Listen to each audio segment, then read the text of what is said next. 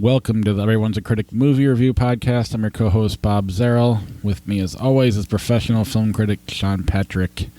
Visit us at ihatecritics.net, everyone'sacriticpodcast.com, Facebook, Twitter, Instagram. Our handle is CriticsPod. We're on Apple Podcasts, Google Podcasts, Spotify, Stitcher, Alexa, YouTube. Subscribe to the show, rate and review the show. We'll read your reviews on the air, and if you go to YouTube, click on the little bell to get notifications when a new episode comes up. Patreon, ihatecritics.net/Patreon is the best way to help support the podcast. And then there's our podcast merch tab at ihatecritics.net as well. Still quarantined, still stuck in our homes, doing this via Skype. Anything changed for you over the last week? Fun. How are you doing? Anything? Did we lose you? There was a little bit of a delay there. No. I'm fine. Nothing much of any interest. Zoom meetings, that type of stuff, like most people are dealing with, which are, they are what they are. Yeah. It's weird hanging out with friends via Skype and Google Hangouts and Google Meetings and Zoom meetings, but it is what it is. How's the movie going? Are you still watching movies on a regular basis, or is it more TV? Or I guess how's that changed for you?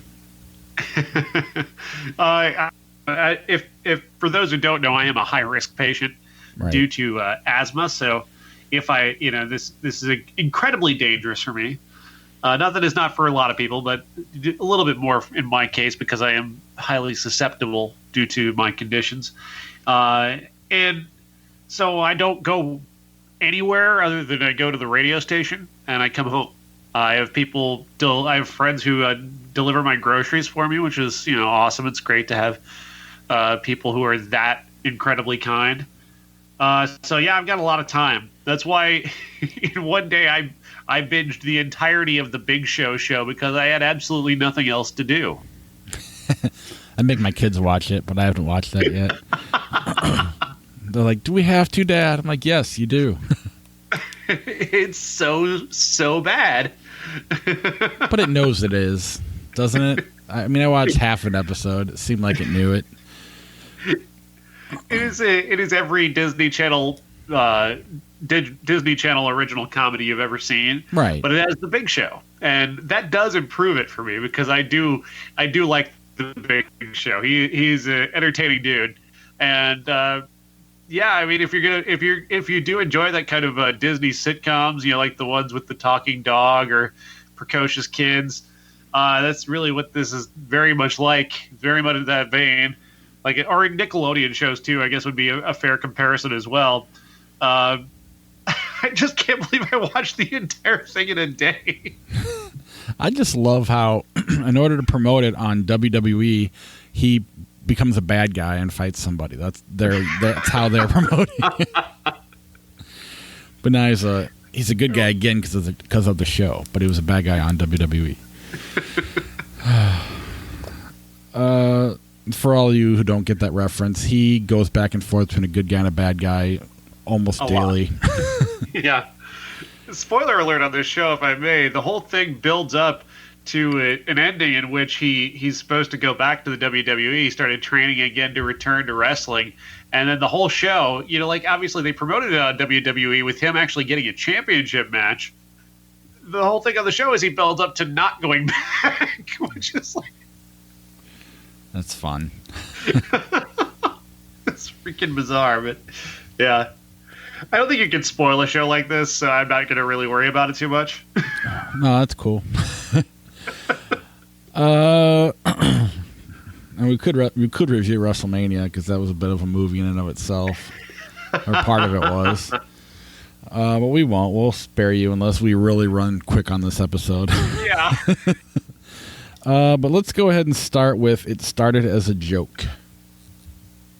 It Started as a Joke is a documentary that came out last year about comedian Eugene Mirman. And it's about a comedy festival that he started, but it's not really a festival. It's just, it really was something that he just kind of wanted to do with his friends, and they just started doing this really bizarre comedy show that featured music and strange performances, some stand-up, and it kept getting bigger every year. And he and his wife were running it essentially, and he didn't really want to, but he just kind of kept doing it every year because they kind of enjoyed hanging out with their friends and inviting people to join them while they hung out with their friends. And it was this very low-key, very unusual comedy festival. And it lasted for about a decade, and it comes to an end with this. They're planning on this being this one that's featured here is the final one. And what happens along the way is that it becomes this, not just a story about this very funny comedy festival with these incredibly funny people, and like literally everybody who you love in comedy is in this. Kumail Nanjiani and Michael Ian Black. Everybody who's everybody is here. David Cross, Patton Oswalt, they're all in this. And what happens, though, as this goes along, is you come to find out that at this final Eugene Mirman Comedy Festival, his wife has cancer and it's incurable. And this becomes this background thing that is happening as they're putting together this final festival, and Eugene is working out material that he's never worked on before, because he doesn't, if you know the comedy of Eugene Mirman, you know he doesn't really do personal stuff. You really don't know much about him as a person. Most people don't know he has a child. Most people don't even know he's married. He doesn't talk about that stuff in his comedy. He's an absurdist, and that's pretty much his bread and butter. And here he starts to go very personal and starts making jokes about cancer, and it leads to other comedians sharing their stories about cancer. And you find that there are, cancer, life-threatening situations, like Kumail with his wife, her condition.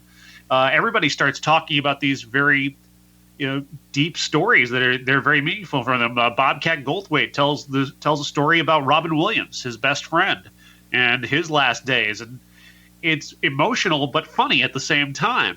Jim Gaffigan, his wife had cancer, and he starts telling her story, and Eugene's story inspires them to tell these stories.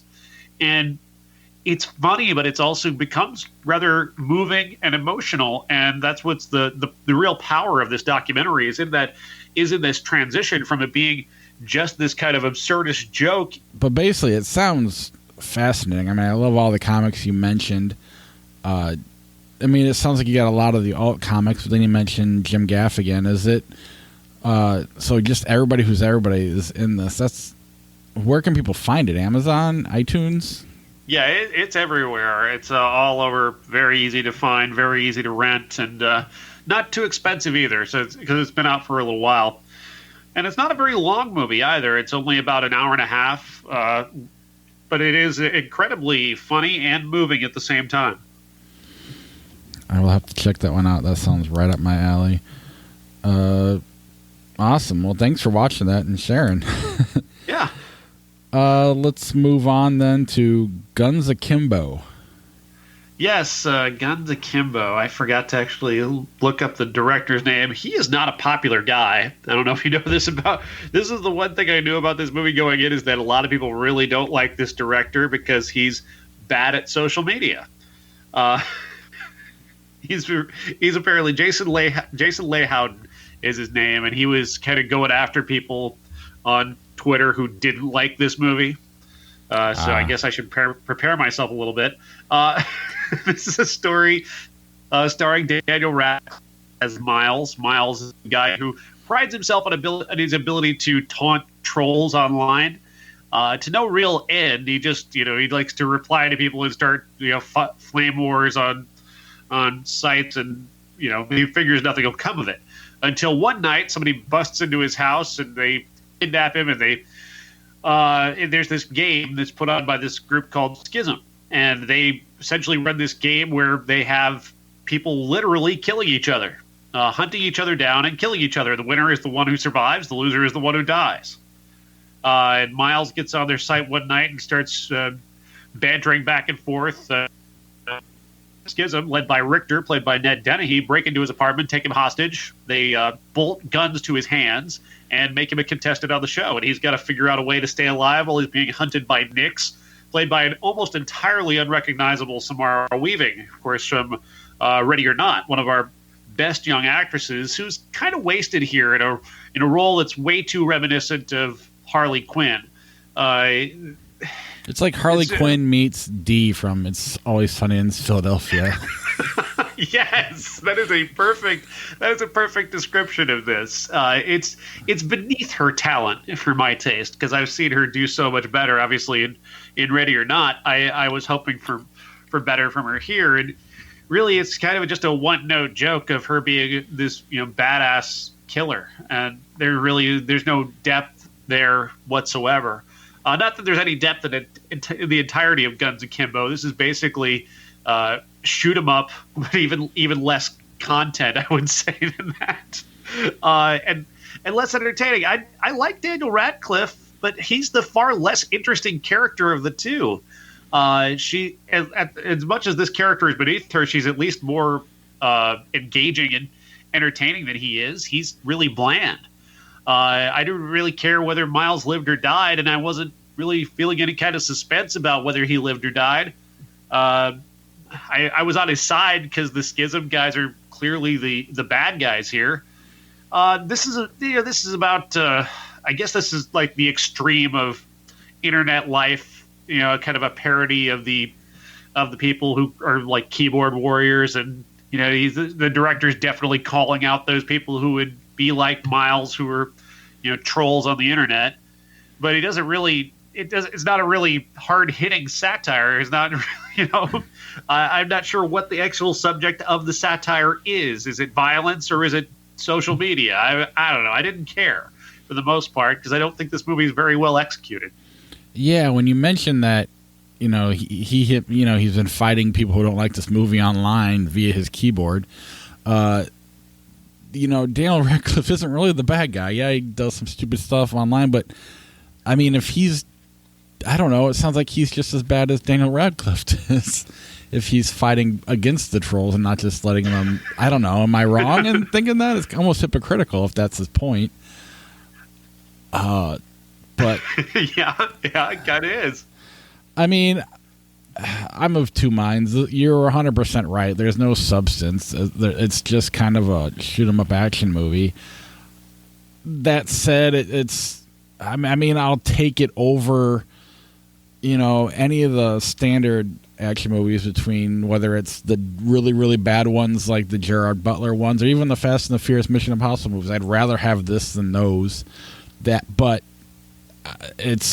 I mean, I don't know.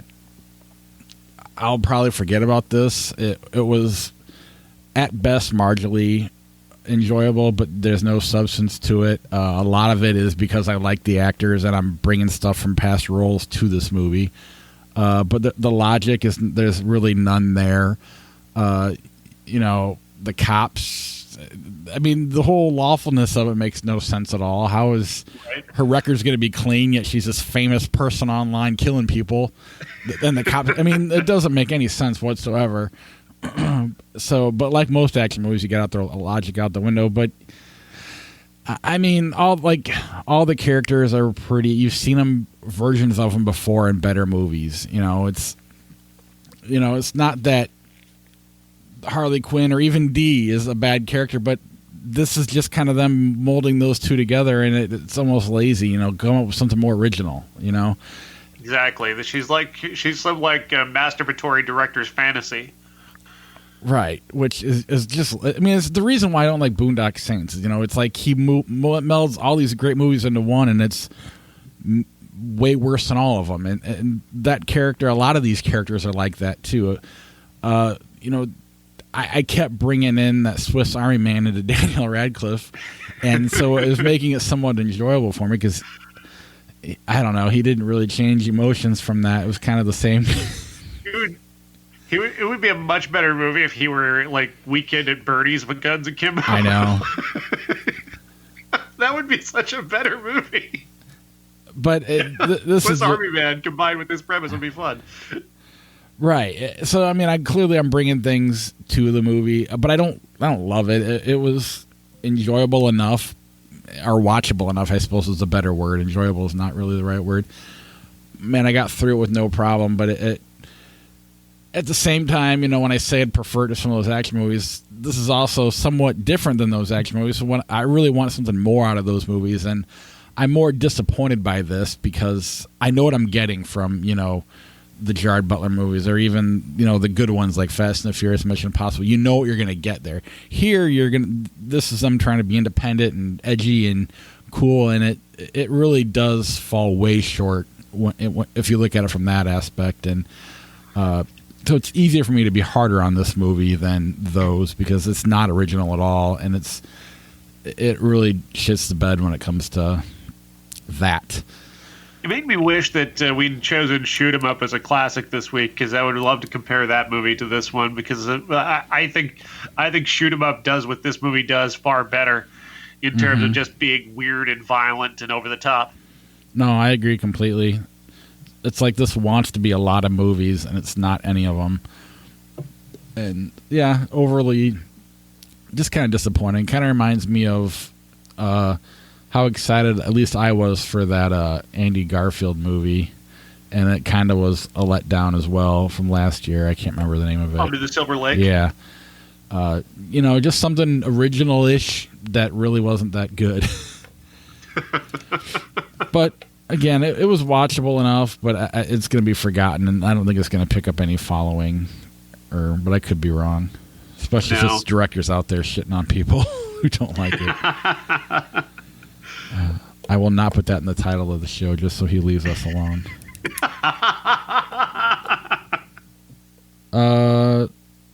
Love, Wedding, Repeat. Ooh, wow, this is brutal. Man, what a brutal movie. I hated this movie so much. Like, I would rather watch Guns Akimbo than watch this thing. Ben Claflin is the star here, is a guy whose sister is getting married. He's going to attend her wedding with the hopes of reconnecting with Olivia Munn, who is a friend of his sister, who's a journalist, a war correspondent, I guess. And there's going to be two different versions of this wedding. So you're going to see one version where a bunch of shit happens, and you're going to see another version where a bunch of shit happens, and neither one has any real consequence. And the movie, I guess, is about chance, but it's such a random assortment. Like, it doesn't really teach you anything about these characters. It doesn't really teach you anything about fate. It just sort of, hey, this sort of thing kind of happens this way, and then it sort of kind of happens this way this time. And it's really... It really thinks a lot of itself, this movie. Like, this premise, like, we're saying something really interesting about chance and fate and the way things play out. And no, not really. You just didn't have an entire movie in the one premise, so you just redid it and called it like a sci-fi movie. I found this movie to be tedious. This is one of those movies that pisses me off because all the conflicts of this movie could be settled with a simple conversation. Like, just one little conversation settles every one of the conflicts of this movie, and it's over, and nobody has any kind of real tension here. All the tension here is incredibly forced. The stuff with Frida Pinto and her boyfriend, who's concerned about Sam Claflin being her ex, and how he's concerned about that guy has a bigger penis than him. Like, that is not even a conflict. That's just silly sitcom nonsense, and a complete waste of Frida Pinto, who's a way better actress than this and doesn't deserve to have this as her plot. Claflin, is a charming guy, very handsome. He does nothing here trying to pretend that he's Hugh Grant. It just does not work at all. You discount dollar store Hugh Grant is not something that anybody should aspire to. I love the bride. She was beautiful, beautiful girl. She, again, is also not given anything interesting to do. Does her plot change at all from either two, other than maybe the one person that acts upon her? There's this guy who comes to her wedding who's trying to profess his love for her, and in one he does, and in one he doesn't. And that's pretty much all that changes for her. She doesn't learn anything. She doesn't grow in any way. She's no different in either story. Yeah, it's... I'll take the blame for this one. You gave me a list of movies to watch, and ever since Olivia Munn on The Daily Show, I just always thought she was funny. Never really got to see her do much after that. But I liked her on The Daily Show, so I was like, oh, I'll check this one out. And I was enjoying it for a while, and then all of a sudden the first movie ends, and there's still 40 minutes left. And, I'll even get past the whole, it can all be solved with a simple conversation, because in real life, that happens. No one has the conversation, and bullshit, happens. So I can live with that. But this movie just needed to make up its mind. On top of it being two different movies, there's a montage in the middle of the 15 other movies they didn't show you, which was a total waste of time. It could have been good if they just picked a movie and made it, I think. I don't know.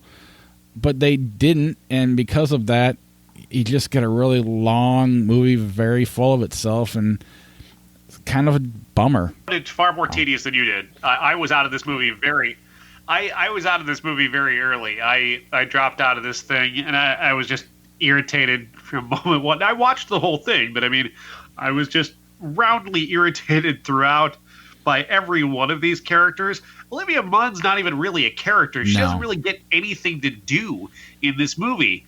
And the idea that her and Claflin's character are going to have this will they, won't they romance, when you look at the aspects of their lives, what we're told about how they live their lives, how are they ever supposed to be together? She's a war correspondent.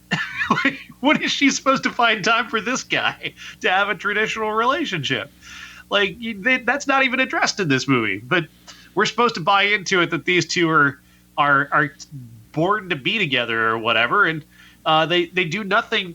The war correspondent thing, too, is just the kind of job that a screenwriter assigns to somebody because it sounds cool. They don't think of anything about the remote practicality of that job, which I know I'm not supposed to bring that to this movie, but I'm bringing it because I had nothing else to think about.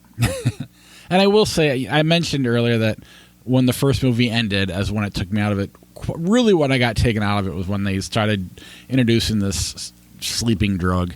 That's really when it started to fade for me, because that was just so dumb. And that was also the montage, was everybody who went, every different possibility where these kids, since when do kids go to a wedding and move glasses around? That's another thing that doesn't happen.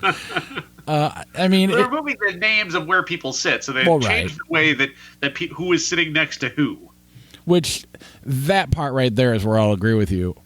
Why don't we switch spots? That would have been so easy to do, and no wedding party would have given a shit.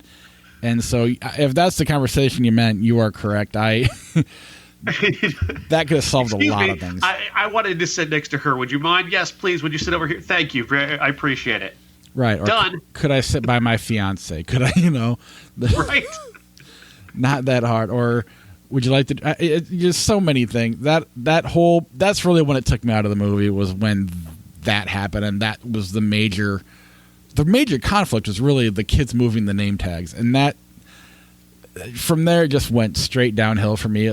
I thought there was a lot of potential there if they picked the story and went with it, but where they went just fell so flat that they're beyond flat. It just fell off a cliff, and it was horrible. So yeah, awful film. This had me having flashbacks to another awful experience. Table. Really? Wedding movie. And I still have PTSD from that movie, so this just brought back all sorts of horrible memories. Yeah, so go ahead and skip Love, Wedding, Repeat, unless you're into that kind of thing. The main event. The main event, to get into our true WWE content for the week. The main event is about a little kid who finds a mask, a wrestling mask. He's a huge WWE fan. This is a WWE production on Netflix. And he finds this magical mask that turns him into an amazing professional wrestler. He gets all the strength and speed and agility that one would need to be a wrestler, and it just so happens that somehow his small town is going to be the host of a upcoming WWE tryout where he can go and wear his mask and wrestle against actual professional wrestlers and try to win just enough money to save his house. What do you know? He's making the exact amount he needs to save his house that they're going to lose. Weird. It was $30,000 more. I think they needed $20,000 to save the house, and you won $50,000, if I'm not mistaken. Oh, excuse me Semantics. am I messing up the logic of the main event. Yeah, and next we're going to talk about our classic Rookie of the Year. This is basically the same movie. Yep.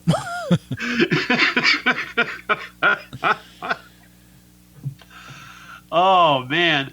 It's affable. I can say that. The wrestlers. Keith Lee is an amazing actor. What a presence that guy has. Yeah. Which you see every week on NXT, though. You know this guy's an amazing presence if you watch that show. And he's the best thing about this movie. There's no doubt about it. Keith Lee is a superstar. He's going to be the biggest thing in the world one day. But other than him, I didn't care. Yeah, I mean, this is a throwaway kid. I mean, it's Rookie of the Year. I liked it I don't even know if I liked it when I was a kid, but people I know, kids liked it when they grew up and they don't like it anymore. Yeah. Unless you're just an unapologetic Cub fan, then whatever. But for the most part, most people who liked that movie when they were kids don't like it anymore. And that's kind of what this will be. My son liked this. It took me 3 times to get through it. I kept falling asleep. I thought the character of Otis, I don't know what his name is in real life. I thought he was entertaining, but he's barely in it. The Miz played the Miz. I mean, it was fine. It's fun to see, this, a WWE version of Rookie of the Year, I guess. I'm more happy that it exists and that it's good because it's not good. Wrestling, and you're okay with the PG era of wrestling, that kind of thing. Then maybe this is something that you could really, I guess, enjoy or get into, and not worry about whether the kids are going to be, emotionally scarred by it. Yeah. And you texted me something, and I'm not sure if you were joking or not, but you said it exposed the business. I'm assuming that was a joke, because I hadn't seen it at that point, and I was like, what is he talking about? In this universe, I guess wrestling is real? Yeah, I guess right, but aren't we supposed to believe it's real? I mean, Jim Cornette still wants us to believe it's real. But in this universe, though, but in real life, we all recognize that the outcomes are predetermined, but the actual physicality has some, meaning to it. It's actual, effort on their parts and actual pain. And I certainly respect the performance of it, but we all recognize that the outcome of every match is predetermined. Here, it seems as if they're playing around in a universe where the outcome is not predetermined. Right, but exposing the business would be saying it's predetermined. Instead, you got Ken Marino dumping stuff on your shoes and just being the... He looked like he had your magical mask. He had a ton of fun with this movie. But he is the biggest dork. He is just the absolute biggest dork. I only knocked it out of the park.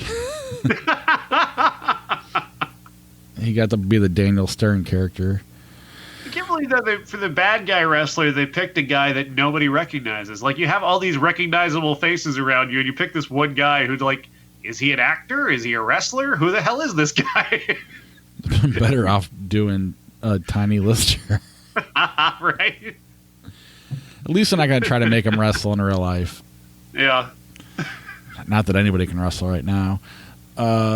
Well, they're wrestling right now, I can tell you, actually. I know. Well, Florida just called them essential, I guess. So. Yeah, the WWE is apparently essential. I mean, who knew? Yeah, there's a lot of, I don't know, we can go into that whole conversation, but we'll spare our listeners. But I guess we could go. Do you want to go to Dark Side of the Ring? We've been talking about it every week so far. Sure. I watched it. The latest episode is what they call the Brawl for All. And this was a terrible idea that they had. So, of course, like we were talking about before, wrestling outcomes are predetermined. The action in the ring is done to tell a story that builds toward a predetermined outcome, not unlike any other story to go with it. And that's essentially what professional wrestling does. Here with this Brawl for All idea, they basically introduced an element in 1997, 98, something like 96, 97. They had this idea where they're going to, they were going to have real fights on a professional wrestling show, which is stupid on a level that I can't begin to describe. Because I mean, I know they're trying not to pretend that wrestling is real, but at the same time, it's kind of like breaking the fourth wall when you have people going out there and actually like having an actual fight, and then you're having these predetermined scripted fights after it. Really, just a bunch of terrible ideas. But this becomes a compoundedly terrible idea because they have all these guys who, the superstars, first of all, refuse to take part. Guys like The Rock and Steve Austin, The Undertaker, the well-known guys say, no way, we're not doing that. And then, so you've got all these lower card guys that are, just barely hanging on anyway, who are going to go out there and they're going to punch each other as hard as they can and try and hurt each other to try and win a random prize, and vague promises that their careers will be advanced by this. But all that happens as you watch this is that guys get hurt and hurt and hurt, and the fans hate it. Everybody's yelling and screaming at them. There was a match that was interrupted by a chant that said, "We want wrestling. We want wrestling." They're interrupting the actual fight that's taking place to beg for the fake fight that they came to see. It's high comedy in that way, but this was a fascinating episode because it does tell the story about how this all came about. There was just one guy thought it was a good idea. He convinced Vince McMahon to do it, and everybody regrets it to this day except for that one guy. Yeah, that one guy is Vince Russo. Yeah. And there's two podcasts out there called Jim Cornette's Drive-Thru and then the Cornette Experience. They might as well be the same podcast. I don't know why it's different names. But he is a fascinating guy. He does not want... He wants us to believe wrestling is real. And I'm starting to understand why. And this episode really... Part of this episode is really about Russo versus Cornette, too. There's this underlying tension that last season's Montreal Screwjob episode and then this season's episode of the Brawl for All, of their hatred for each other, where Russo's kind of the person that brought the Attitude Era, and he's the one who started breaking the fourth wall, and that really... And he's really getting rid of that era of wrestling that Jim Cornette comes from, and I feel like this episode sides with Cornette because they go into the draws where he gets paralyzed, and these guys are doing stuff for our entertainment, putting their lives, their bodies, and all that on the line, and some of us want to do Jerry Springer stuff. Some people want to do Invisible Man fights and all these silly things that he wants to be as real as possible. And this episode gave me a new appreciation for his mindset, at least. I mean, stuff has to evolve. You can't keep living in the 70s and early 80s forever, or even older than that. But I kind of understand. I like the idea of trying to come up with storylines that are believable. Instead of, killing people and then have them come back the next week. But at the same time, I loved WrestleMania. So, I mean, I think you can find a balance, honestly. I think there is a balance between, traditional professional wrestling and over-the-top storytelling. I think that's what much of the Attitude Era, the best of it was the over-the-top bizarre stuff and some actual pretty good wrestling in between. So I think there is a balance to be had there, but the Brawl for All was just a terrible idea, and really what really tells you just how much of an awful idea this was is that it was basically born out of spite. This was all about spite.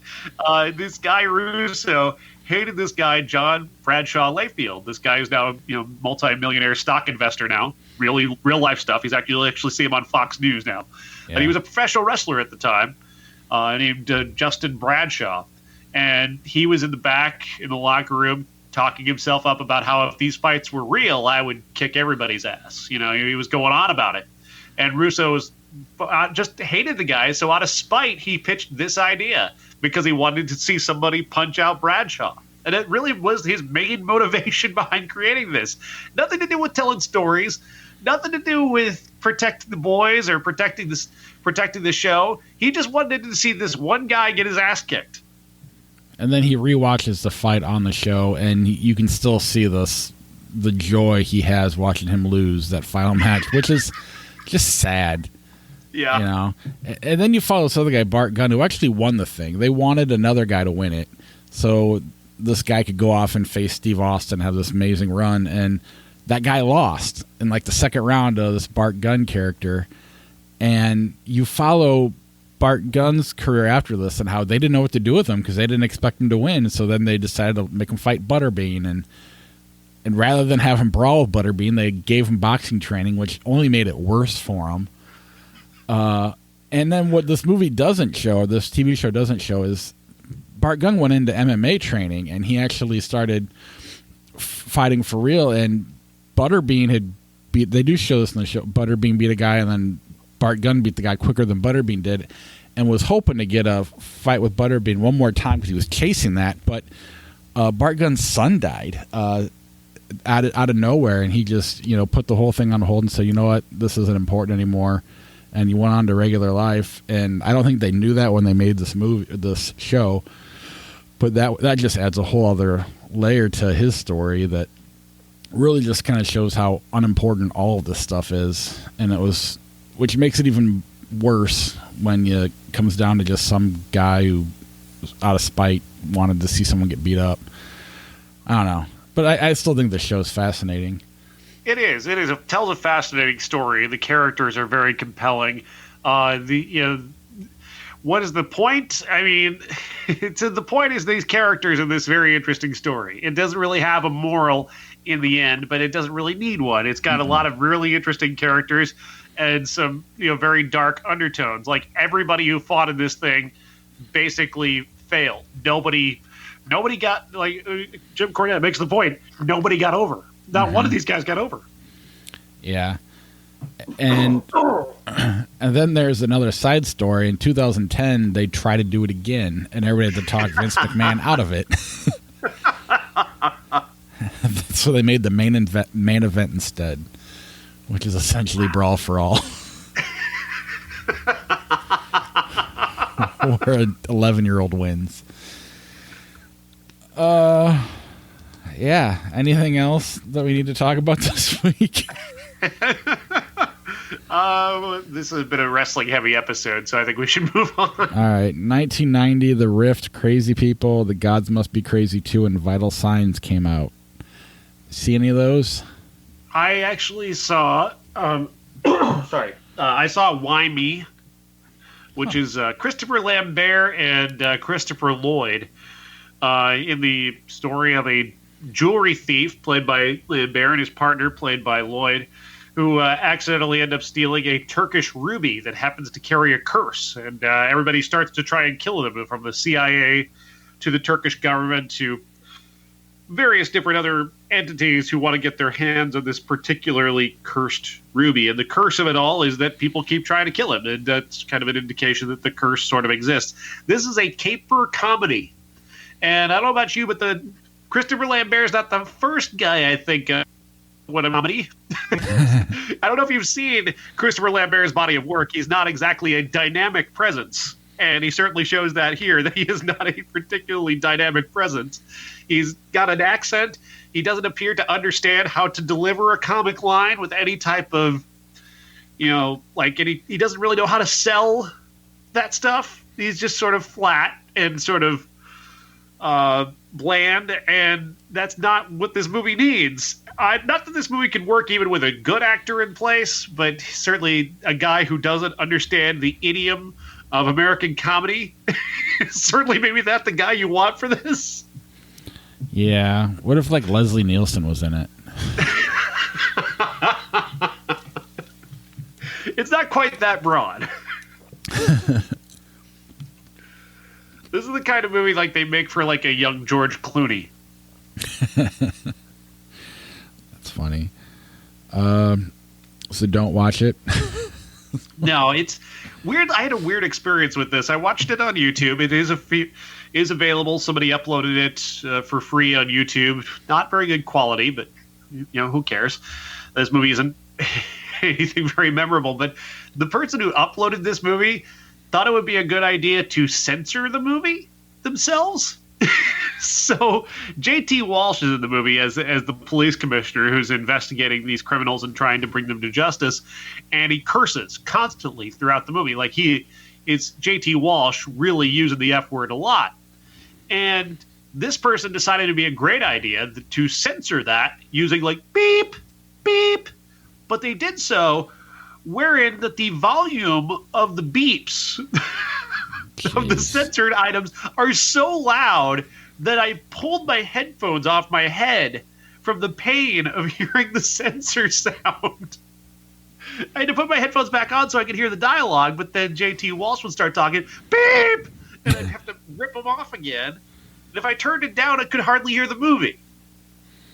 That was intelligent.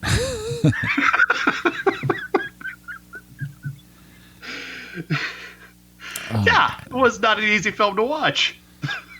Well, I can tell that person who edited that together, if you want to neutralize your sounds and make them all the same level, there's this place called auphonic.com. That's where I run our podcast through. So where I mumble and Sean talks loud, it evens it out so you can hear us both the same.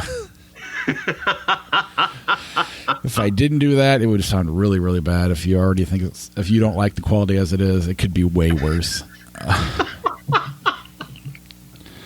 Next week, we got Mark for Death, Chattahoochee, Lisa, Miami Blues, and possibly our classic will be The Prophecy. If it's available. I haven't checked to see if it's available or not. Yeah, so be on the lookout for that, and then we'll also see what else Amazon's going to release and what Netflix releases, and possibly watch some of that stuff too, and maybe we'll talk some more Dark Side of the Ring. What is the next one? Do you know what the next one is? Oh, I did. It's a story I'm not familiar with. I can't remember the guy's name, though. But they said don't look it up because it'll be that much more entertaining if you learn it all on the spot while you watch the show. But I can't remember his name off the top of my head. So, we'll see. My family's upstairs watching Trolls 2 right now while I'm doing a movie podcast in the basement, not watching it. So we will not be talking about that, unfortunately, for you guys. Shucks darn, yeah. I'm so bummed not to talk about that movie. Oh, it's the Jimmy Snuka story next week. Oh, okay, that's right. There's one coming up about a guy that I don't remember his name. And the assassination of Dino Bravo. That's not it either, because I know Dave who that Schultz? is. Nope. I know that story as well. Herb Abrams and the UWF. That might be it. I know that story. That story's freaking awesome. And they're saying if you don't know the story, it's better to watch the show and learn it that way. Yeah, that's going to be a great one. Wow. David Schultz, for those who don't know, is the guy who assaulted John Stossel backstage at a WWE show after John Stossel said that he called wrestling fake. And so Dr. Dave Schultz tried to show him that it wasn't by beating the crap out of him. Now Ronda Rousey's out there talking about how fake it is. That's not working out. And because it's wrestling, nobody knows if she's kidding or not. Like, is she saying that to because she's coming back and she wants to wrestle those guys, or does she mean it? I don't know. So good on them for making it a gray area. Could you imagine though being her and you're trying to actually say something criticizing wrestling and people just think, oh, she's working an angle. Okay, cool. Yeah. No, it really sucks. You don't understand. No. Yeah, we get it. Why don't you go back to the ring and say that? But that is the problem. Ever since the Montreal Screwjob, where you have these like real stories mixed in with the fake stories that, you already, I don't know, it makes for more drama, but it also is harder to play out long term. I don't know, because part of it's real, but they're faking the rest of it. And this is the same thing where it's like, well, what are all these other matches on the card? It's not just Ronda Rousey. But whatever. Want to do a flick chart? Absolutely. Red Eye, Dragonheart. Red Eye. Agreed. Very underrated flick. Yes, it is. I Love You Man, Octopussy. I Love You Man. Yep. The Omen, Vanilla Sky. Vanilla Sky. Don't like Vanilla Sky. I don't like The Omen either, so I'll just go with you. Conan the Barbarian, Old School. Old School. Yes. Cruel Intentions, Mission to Mars.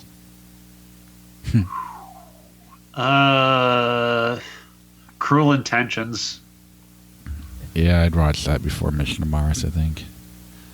Ooh, I now pronounce you Chuck and Larry, Cube. Cube. Thunderball, Hot Shots. Hot Shots. Brick, Lock, Stock, and Two Smoking Barrels. Brick by a little bit, but Lock, Stock was a good experience. I'm with you, but I really like Brick a lot. Solo, A Star Wars Story, or Dante's Peak.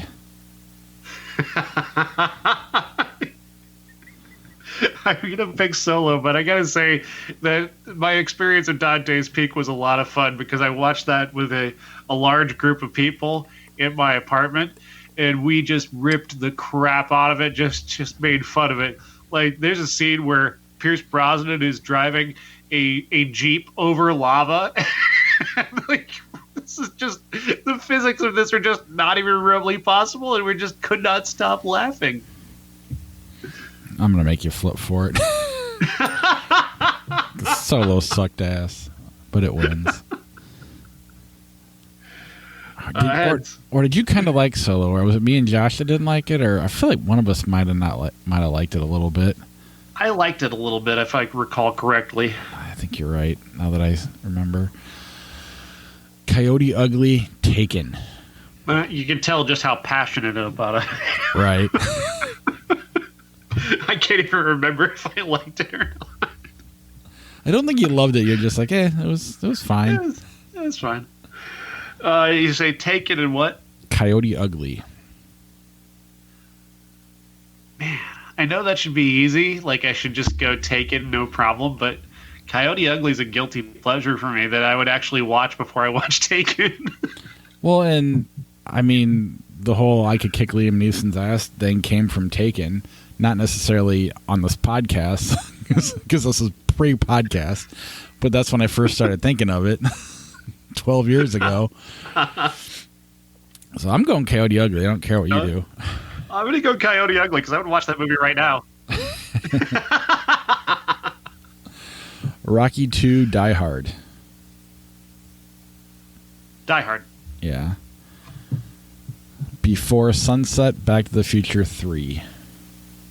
Before Sunset. Office Space, Running Scared. Office Space. Risky Business, MacArthur. I don't know MacArthur. It's from 1977. I don't know it either. All right, here's a better one. Risky Business, Schindler's List.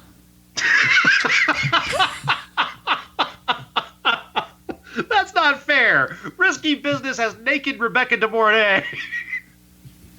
That's okay. Oh, my God.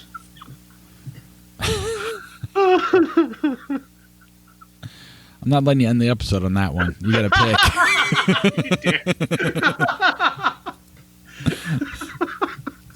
Oh, no. Flip a coin. If it was Big Daddy, I'd end the episode. Naked Rebecca De Mornay beats Schindler's List. Oddly enough, though, if I picked another Naked Rebecca De Mornay movie, you're probably going to pick Schindler's List. Like if I pick Don't Talk to Strangers. That is the peak of Naked Rebecca De Mornay. Spider-Man 2, 2004, Aaron Brockovich. Spider-Man 2. I agree, but I feel bad in saying that. Interstellar, American Hustle. American Hustle. Thank you. I like Interstellar, but I don't think it's as well executed as American Hustle. Is much more tighter, much better told. But I think Interstellar does have its had its merits. Sleepless in Seattle, Iron Man. Iron Man. Yeah. Gone Girl, Sin City. Gone Girl. Yep. Top Gun, Fight Club. Fight Club. Raising Arizona, Super Mario Brothers. Raising Arizona. That one's pretty easy. The Princess Bride, Wedding Crashers. Princess Bride. I won't die on that sword. Go ahead. We'll go Princess Bride. 13 going on 30. Liar, Liar. That's a pretty good comparison of movies right there in terms of how much. I'll go 13 going on 30 because I really enjoyed my theatrical experience of that. Yeah, I'll go with you. I agree. I just had a lot of fun. It was a fun audience. You know, everybody was really into it. Everybody was laughing a lot, and there was just a really positive vibe in the room. Yeah, I mean, when I saw Liar Liar, it was exactly what I expected. I enjoyed it, but with 13 going on 30, I did not think I would like, and it was kind of shocking. So I that experience alone, I think, of being shocked, I'll pick that. Star Wars: The Last Jedi, Ted. Man,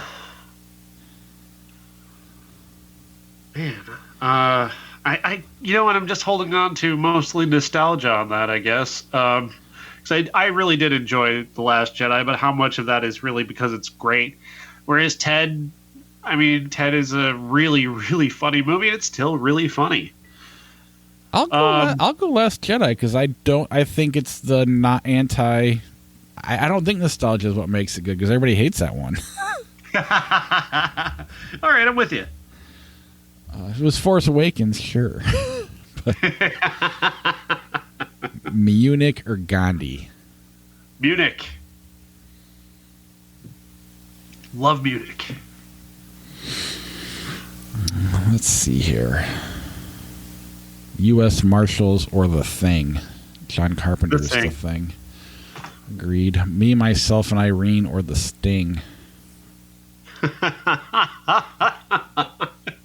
I don't really care for either of those movies. I know I'm supposed to like The Sting, but I did not enjoy it when we had it as a classic. Me, Myself, and Irene is, not Jim Carrey at his best, nor is it the Farrelly brothers at their best. So I'll defer to you. What do you think? I'll go with The Sting. I'd rather, as much as it is kind of tedious and boring, I'll take Newman and Redford over bad Jim Carrey. Flubber or Office Space? Office Space. The Net, Scarface. Movie you never thought you'd think about again. I don't need to think about it. I would watch The Net way before I would ever watch Scarface again. No. I hate Scarface. No, I agree completely, but I bet you never thought you'd think of The Net again. No, I didn't. You can't get away from Scarface, but The Net. The Net is hilarious to watch today, though. When you look at the technology then and the technology now, it is so funny. Oh, man. All right, last one. Friday the 13th or Pay It Forward? I didn't hear the choices. Sorry. Friday the 13th or Pay It Forward?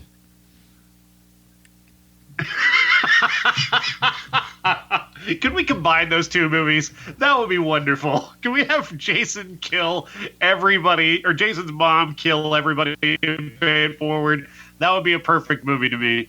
For Friday the 13th. Or just Kevin Spacey.